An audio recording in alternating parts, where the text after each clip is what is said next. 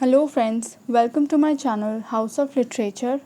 तो आज हम पढ़ने वाले हैं फेमस इंडियन पोएट निसिम इज़ेकल की एक बहुत ही important poem night of the scorpion. Nissim Ezekiel was born on 1st December 1924 and he died on 9th January 2004. He was an Indian Jewish poet, playwright and an actor. Nissim Ezekiel Indian Jewish poet थे, playwright और एक actor थे। Night of the Scorpion is one of Ezekiel's most famous poems. Nissim Ezekiel की Night of the Scorpion एक बहुत ही famous poem है। He was awarded with Padma Shri in 1988 and Sahitya Akademi Award in 1983. निसिम इज़ेकल को 1988 में पद्म श्री और 1983 में साहित्य अकादमी अवार्ड से नवाजा गया था। फ्रेंड्स, पोएट जब छोटे थे तब एक दिन उनकी माँ को एक स्कॉर्पियन यानी एक बिच्छू ने डंक मार दिया था और पोएट ने अपने बचपन के उस दिन को याद करते हुए इस पोएम को लिखा है। तो फ्रेंड्स, चलिए अब इस पोएम को डिटेल में समझते हैं। I remember the night my mother was stung by a scorpion. Poet कहते हैं कि मुझे वो रात बहुत अच्छी तरह याद है जब मेरी माँ को एक स्कॉर्पियन ने डंक मारा था।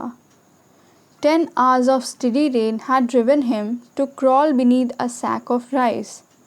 उस दिन लगभग 10 घंटे से लगातार बारिश हो रही थी, तो हो सकता है कि वो स्कॉर्पियन बारिश से बचने के लिए मेरे घर में घुस गया और चावल के एक बोरी के नीचे आकर छिप गया। Parting with his poison, flash of diabolic tail in the dark room, he risked the rain again. उस स्कॉर्पियन ने अपना सारा जहर मेरी माँ के ब्लड में डाल दिया। फ्रेंड्स, आप जानते होंगे कि स्कॉर्पियन का जहर उसकी टेल में यानी उसकी पूँछ में होता है और वो अपनी पूँछ से ही लोगों पर अटैक करता है। तो पोएट यही कहते हैं कि उस स्कॉर्पियन की पूँछ ईविल थी, बुरी थी। उसने अपनी ईविल पूँछ से मेरी माँ को डंक मारा और फिर वो बाहर बारिश में चला गया। The peasants came like swarms of flies and buzzed the name of God 100 times to paralyze the evil one. Friends, peasants का मतलब होता है गांव के लोग या फिर गांव वाले और swarms of flies का मतलब होता है मधुमक्खियों का झुंड। तो पोएट कहते हैं कि मधुमक्खी के झुंड के तरह ढेर सारे लोग मेरे घर मेरी माँ को देखने आ रहे थे और ये सारे लोग बार बार भगवान का नाम ले रहे थे ताकि जिस स्कॉर्पियन ने मेरी माँ को डंक मारा था वो पैरालाइज हो जाए। विथ कैंडल्स एंड द लालटेन्स, और जो भी लोग मेरे घर आ रहे थे वो अपने साथ कैंडल्स और लालटेन लेकर आ रहे थे। रात का समय था और इसीलिए लोग कैंडल्स और लालटेन लेकर आ रहे थे। Throwing giant scorpion shadows on the mud baked wall, ढेर सारे लोगों के शैडोज़ उनकी परछाई मिट्टी के दीवार पर पड़ रही थी और इन लोगों की परछाई एक बड़े से स्कॉर्पियन का रूप ले रही थी। They searched for him, he was not found, they clicked their tongues. थोड़ी देर बाद सभी लोग मिलकर उस स्कॉर्पियन को ढूंढने में लग गए, लेकिन वो स्कॉर्पियन कहीं भी नहीं मिला और बिच्छू के ना मिलने की वजह से सभी लोग परेशान हो गए और इस कारण सभी अपने टंग्स को क्लिक करने लगे। इस तरह से सभी लोग अपने टंग्स को क्लिक कर रहे थे। With every movement that the scorpion made, his poison moved in mother's blood, they said. गांव वालों का ऐसा मानना था कि जब तक वो स्कॉर्पियन बाहर इधर उधर घूमता रहेगा तब तक उसका जहर मेरी माँ के खून में फैलता रहेगा और इस वजह से मेरी माँ को काफ़ी दर्द होगी। May he sit still, they said. गांव वाले ये कहते हैं कि अगर वो स्कॉर्पियन इधर उधर मूव ना करे, अगर वो एक जगह स्थिर हो जाए तो मेरी माँ को ज़्यादा तकलीफ़ नहीं होगी। May the sins of your previous birth be burned away tonight, they said. सभी लोग मिलकर मेरी माँ को दिलासा दे रहे थे, हिम्मत दे रहे थे। वो कह रहे थे कि तुमने पिछले जन्म में जितने भी पाप किए हैं आज वो सभी पाप धुल जाएंगे। फ्रेंड्स, बहुत लोग ऐसा मानते हैं कि हमें लाइफ में जो भी दर्द और तकलीफ़ झेलनी पड़ती है वो हमारे पिछले जन्म में किए गए पापों की सज़ा होती है। तो यहाँ गांव वाले यही बात पोएट की माँ को समझाने की कोशिश कर रहे थे। मे your suffering decrease the misfortune of your next birth, they said. वो कहते हैं कि ये जो दर्द और तकलीफ़ तुम झेल रही हो, इसकी वजह से तुम्हारे अगले जन्म में आने वाली बुरी घटनाएं और तकलीफ़ कम हो जाएंगे, यानी तुम्हारे इस तकलीफ़ के कारण तुम्हारा अगला जन्म आसान बन जाएगा। May the sum of evil balanced in this unreal world. गांव वाले कह रहे थे कि तुम्हारी तकलीफ़ से तुम्हारे लाइफ में एक बैलेंस बनेगा। Against the sum of good become diminished by your pen.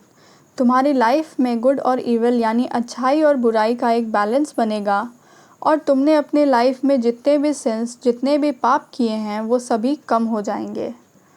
May the poison purify your flesh. Scorpion का जहर जो तुम्हारे अंदर है वो तुम्हारे खून और फ्लैश को प्यूरिफाई कर देगा, साफ कर देगा। Of desire and your spirit of ambition, they said. तुम्हारे जो डिज़ायर्स और एम्बिशंस हैं, यानी तुम्हारी जो इच्छाएं और महत्वाकांक्षाएं हैं, ये स्कॉर्पियन का जहर उसे भी प्योर बना देगा। And they sat around on the floor with my mother in the centre. और इतना कहकर सभी लोग, सभी गांव वाले मेरी माँ को घेर कर बैठ गए।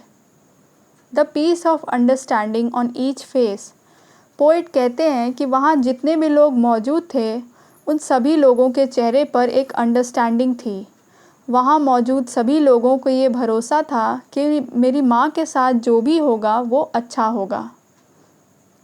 मोर candles, more lanterns, more neighbours, more insects and the endless rain. कुछ समय बाद और लोग मेरे घर आने लगे और जितने भी लोग आ रहे थे वो अपने साथ वही मोमबत्ती और लालटेन लेकर आ रहे थे। और मोमबत्ती और लालटेन के आसपास ढेर सारे इंसेक्ट्स, ढेर सारे कीड़े मकोड़े इकट्ठा हो रहे थे। अब काफ़ी समय बीत चुका था लेकिन बारिश थमने का नाम नहीं ले रहा था। My mother twisted through and through groaning on a mat. Poet अब अपनी माँ की तकलीफ़ को बताते हैं। वो कहते हैं कि स्कॉर्पियन के जहर की वजह से मेरी माँ बहुत तकलीफ़ में थी और चटाई पर लेटी हुई मेरी माँ बार बार अपने बॉडी को ट्विस्ट कर रही थी। वो बार बार अपने बॉडी को मरोड़ रही थी और दर्द में करा रही थी। फ्रेंड्स, ग्रोनिंग का मतलब होता है दर्द में कराना। My father sceptic rationalist trying every curse and blessing. Friends, sceptic का मतलब होता है ऐसा इंसान जो समझदार है और जो आसानी से किसी की बातों में नहीं आता। और रैशनलिस्ट का मतलब होता है ऐसा इंसान जो अंधविश्वास जैसी चीज़ों पर भरोसा नहीं करता। तो पोइट कहते हैं कि मेरी फ़ादर तो बहुत ही समझदार और सुलझे हुए इंसान हैं, लेकिन फिर भी वो मेरी माँ के दर्द को और तकलीफ़ को कम करने के लिए हर तरह के इलाज को करने की कोशिश कर रहे थे। Powder, mixture, herb and hybrid. वो पाउडर, मिक्सचर या फिर जड़ी बूटी जो भी लगाना पड़े या जो भी करना पड़े, मेरे फादर सब करने के लिए तैयार थे। वो अपनी पूरी कोशिश कर रहे थे जिससे मेरी माँ जल्द से जल्द स्कॉर्पियन के जहर से आज़ाद हो जाएं। He even poured a little paraffin upon the bitten toe and put a match to it. जिस टो पर यानी पैर की जिस उंगली पर स्कॉर्पियन ने मेरी माँ को डंक मारा था, उस टो पर मेरे फादर ने थोड़ा सा पैराफिन ऑयल डाला और उस पर आग लगा दी।